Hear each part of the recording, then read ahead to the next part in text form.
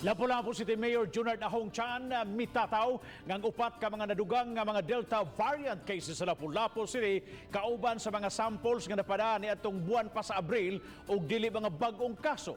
Si Luan Mirondina adunay live report. May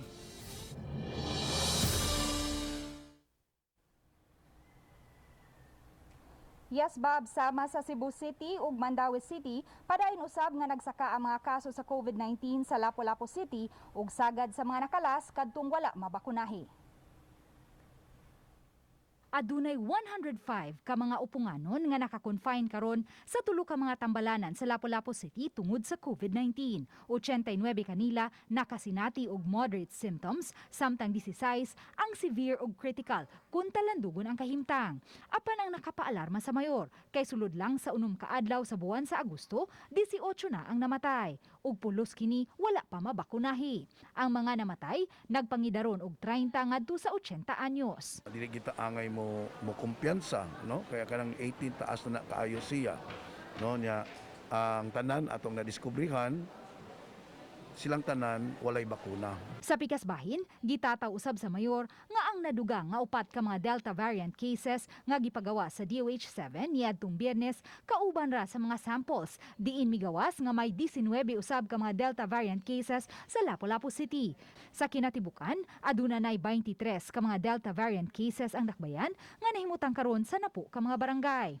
I don't know, basta mo na gi-inform nako sa DOH na mayor na nadungag atong 19 gawa maapas gikan sa Manila mo niya katong sample nga atong gisend atong month of April.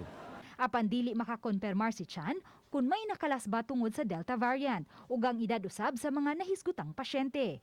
Wala pa motubag ang nurse coordinator sa City Epidemiology and Surveillance Unit sa Lapu-Lapu City Health Office sa mga text og tawag alang unta sa dugang detalye.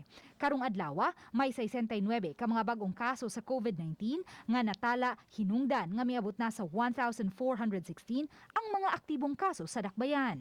Matod sa mayor, bukas siya sa sugyot nga magpahigayon o granular lockdown sa mga barangay nga may mga Delta variant cases apan supak siya nga ipaubos ang dakbayan sa ECQ. Gitan-aw na to nga posible nga makaya na to sa syudad unya targeted kay kita we have already the names of these patients kinsa tong mga naay mga Delta variant.